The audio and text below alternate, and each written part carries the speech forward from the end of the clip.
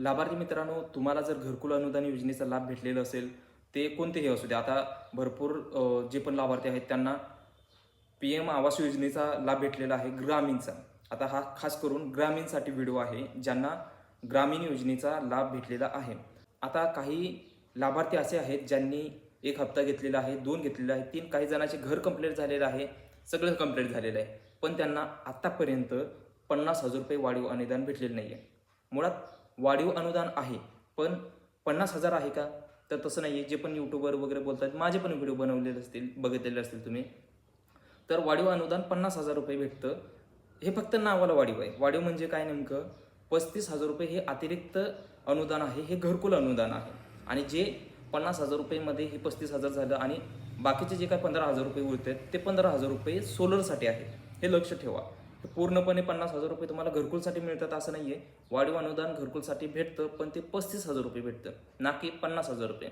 आता हे 50,000 भेटतं, पण बाकीचे जे काय 15,000 आहेत ते तुम्हाला सोलरसाठी भेटतं, ना की घरकुलसाठी.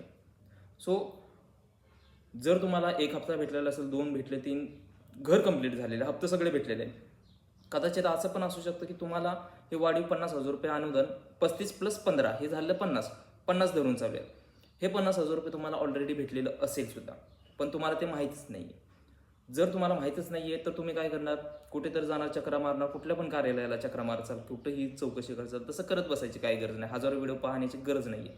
हा व्हिडिओ जर तुम्ही पाहिला की तुम्हाला कुठेही जाण्याची गरज नाही. या व्हिडिओमध्ये आपण काय पाहणार आहोत?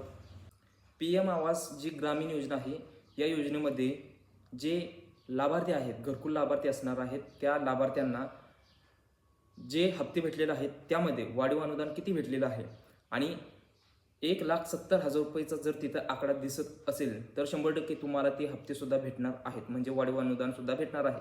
आता तुमच्या स्टेटसमध्ये ₹1,20,000 आहे की ₹1,70,000 आहे, हे कसं पाहायचं? याच्या संदर्भातली संपूर्ण माहिती सांगणारा हा व्हिडिओ आहे. व्हिडिओ महत्त्वपूर्ण आहे, त्याच्यामुळे व्हिडिओला लाईक करा, शेअर करा आणि हाईप करायला मात्र विसरू नका. नमस्कार, मी तुमचा योजना दूत. तुम्ही बघत आहात नवीन योजना यूट्यूब चॅनल. मंडळी, तुम्हाला जर ऑनलाईन तुमचा स्टेटस चेक करायचा असेल, किती हप्ते भेटले, कसे भेटले आणि वाढीव 50,000 भेटणार का, तर डायरेक्टली आता तुम्हाला व्हिडिओच्या डिस्क्रिप्शनमध्ये लिंक दिलेली, त्या लिंकवरती क्लिक करून यायचं आहे. तुम्हाला ₹15,000 पहिला हप्ता भेटला असेल, 70,000चा दुसरा भेटलेला असेल, 30,000चा तिसरा भेटलेला असेल आणि चौथा 5,000चा भेटलेला असेल, तर तुम्हाला चेक करता येणार आहे की तुम्हाला खरंच हे हप्ते भेटले का आणि कोणत्या खात्यामध्ये भेटले. त्याचबरोबर जर तुम्हाला वाढीव जे काय ₹50,000 भेटणार आहेत ते भेटणार आहे का नाही आहे किंवा सँक्शन झालं आहे का नाही, ते बघायसाठी डिस्क्रिप्शनमध्ये लिंक आहे, त्याच्यावरती क्लिक करायचं आहे. या ठिकाणी रजिस्ट्रेशन नंबर किंवा जे काही बेनिफिशरी ID असणार आहे तो तुमचा या ठिकाणी तुम्हाला टाकायचा आहे. आता तुम्हाला माहीत असणार आहे कारण तुम्ही ऑलरेडी हप्ते घेतलेला आहे. मला कमेंट करा, मी तुम्हाला सांगेल. हा MH पासून स्टार्ट असतो, तो तुमचा रजिस्ट्रेशन नंबर टाकायचा आहे. कॅप्चा टाकायचा आहे. 8 आणि 4 किती झाले? 12 झाले. ती गणित सोडवलं म्हणजे कॅप्चा टाकला तर सबमिट करायचं आहे.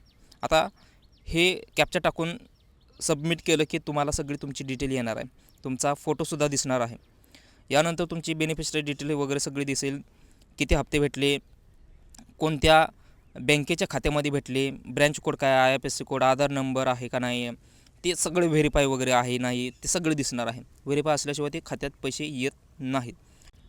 यानंतर या ठिकाणी तुम्ही खाली बघू शकता सँक्शन आणि जे काही कंप्लीट डिटेल आहेत त्यामध्ये तुम्ही 1,20,000 तुमचे दिसत आहेत का? नाही दिसत आहे. या ठिकाणी तुमचे दिसत आहेत ₹1,70,000. याचा अर्थ काय? तर तुम्हाला हे सँक्शन झालेलं आहे.